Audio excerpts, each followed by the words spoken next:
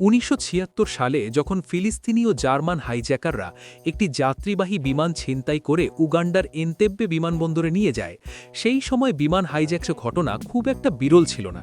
কিন্তু এইবারের ঘটনাটি ছিল আগের সবগুলোর চেয়ে অনেক বেশি ভয়াবহ এবং জটিল।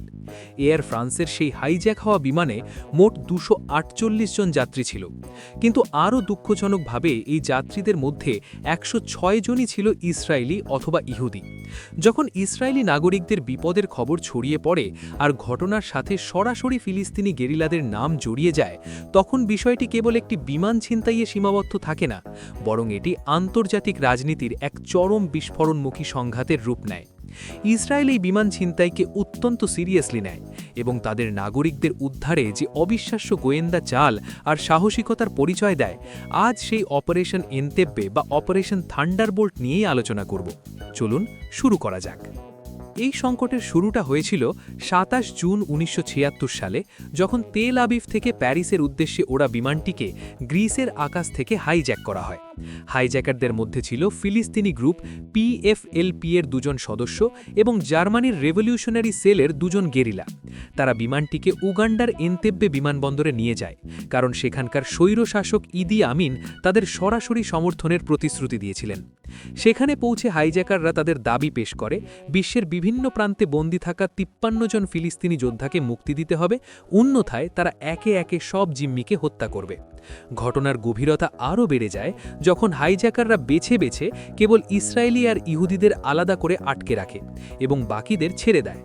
ইসরায়েল সরকার প্রথমত আলোচনার নাটক শুরু করেছিল ঠিকই, কিন্তু তাদের ভেতরে জ্বলছিল প্রতিশোধ আর উদ্ধারের আগুন।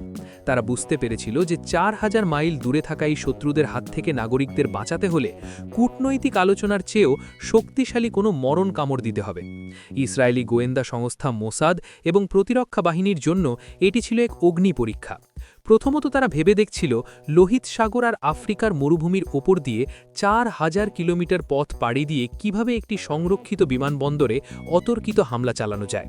প্রস্তুতির অংশ হিসাবে মোসাদ গোয়েন্দারা যারা আগে মুক্তি পেয়েছিল সেই যাত্রীদের সাথে গোপনে দেখা করে।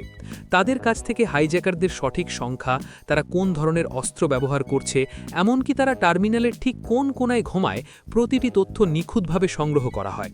দ্বিতীয়ত একটি আশ্চর্যজনক তথ্য বেরিয়ে এলো যে এন্তেব্বে বিমানবন্দরটি একসময় ইসরায়েলি প্রকৌশলীরাই তৈরি করেছিলেন।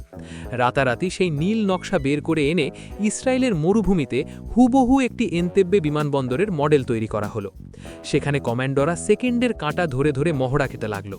এমনকি তারা ইদি আমিনকে ধোঁকা দিতে তার ব্যবহৃত গাড়ির মতো একটি কালো মার্সিডিজ জোগাড় করল, যাতে বিমানবন্দরে ঢুকে উগান্ডার গার্ডদের হতবম্ব করে দেওয়া যায়। ৩ জুলাইয়ের সেই অন্ধকার রাত ৪টি বিশাল হারকিউলিস C-130 বিমান ইসরায়েল থেকে উড্ডয়ন করল। শত্রুর রাডার ফাঁকি দেওয়ার জন্য তারা সমুদ্রপৃষ্ঠ থেকে মাত্র ১০০ ফুট ওপর দিয়ে অত্যন্ত বিপজ্জনকভাবে উড়ে চলল। যখন প্রথম বিমানটি এন্তেব্বের রানওয়েতে চাকা ছোঁয়ালো, তখন উগান্ডার সৈন্যরা কল্পনাও করতে পারেনি যে ইসরায়েলি যমদূত তাদের দোরগোড়ায় পৌঁছে গেছে। বিমান থেকে সেই কালো মার্সিডিজ বের হওয়ার পরপরই কমান্ডোরা ক্ষিপ্র গতিতে টার্মিনালের ভেতরে ঢুকে পড়ল। জিম্মিদের যেখানে রাখা হয়েছিল সেখানে ঢুকে তারা চিৎকার করে বলল, শুয়ে পড়ো, আমরা ইসরায়েলি সেনাবাহিনী থেকে এসেছি। কয়েক সেকেন্ডের মধ্যে হাইজ্যাকারদের খতম করা হলো। তবে বাইরে থেকে উগান্ডার সৈন্যরা যখন ভারী মেশিনগান নিয়ে গুলি শুরু করল, তখন পরিস্থিতি অত্যন্ত নাটকীয় হয়ে ওঠে। অন্ধকার চিরে আগুনের ফুলকি আর গ্রেনেডের বিস্ফোরণে পুরো বিমানবন্দর একটি রণক্ষেত্রে পরিণত হলো। এর মাঝেই কমান্ডোরা জিম্মিদের কাঁধে তুলে নিয়ে বিমানে তুলছিল। মাত্র ৫৩ মিনিটের মাথায় উদ্ধার কাজ শেষ করে জিম্মিদের নিয়ে আকাশে ডানা মেলল ইসরায়েলি বিমানগুলা। এই অপারেশনের ফলাফল ছিল পৃথিবীকে চমকে দেওয়ার মতো। ১০৬ জন জিম্মির মধ্যে ১০২ জনকেই জীবিত উদ্ধার করে আনা সম্ভব হয়েছিল। তবে এই বিশাল জয়ের মাঝেও ইসরায়েলের জন্য ছিল একটি বড় শোক। অভিযানের গ্রাউন্ড কমান্ডার জনাথান নেতানিয়াহু উগান্ডার সৈন্যদের গুলিতে নিহত হন। এই একটি অভিযান উগান্ডার বিমানবাহিনীর প্রায় ১/৪ ধ্বংস করে দিয়েছিল এবং ইদি আমিনের দম্ভকে চিরতরে ধুলোয় মিশিয়ে দিয়েছিল। ফলাফল হিসাবে ইসরায়েল বিশ্বজুড়ে একটি বার্তা পৌঁছে দিল যে তাদের দেশের নাগরিকদের স্পর্শ করলে পৃথিবীর শেষ প্রান্ত অবধি গিয়ে তারা তার বিচার করবে। প্রথমত এটি স্পেশাল অপারেশনের ইতিহাসে একটি মাইল ফলক হয়ে রইল, এবং দ্বিতীয়ত এটি আন্তর্জাতিক সন্ত্রাসবাদের বিরুদ্ধে রাষ্ট্রগুলোর অবস্থানকে আরও কঠোর করে তুলল। এন্তেব্বের এই বিজয় ইসরায়েলের মাসরিক শক্তির শ্রেষ্ঠত্বকে এক নতুন উচ্চতায় নিয়ে যায়। পরিশেষে এনতেব্বে অপারেশন আমাদের এক দারুণ শিক্ষা দিয়ে যায়। যখন কোনো জাতির অস্তিত্বের প্রশ্ন আসে, তখন ভৌগোলিক দূরত্ব বা আন্তর্জাতিক সীমাবদ্ধতা কোনো বড় বাধা হতে পারে না।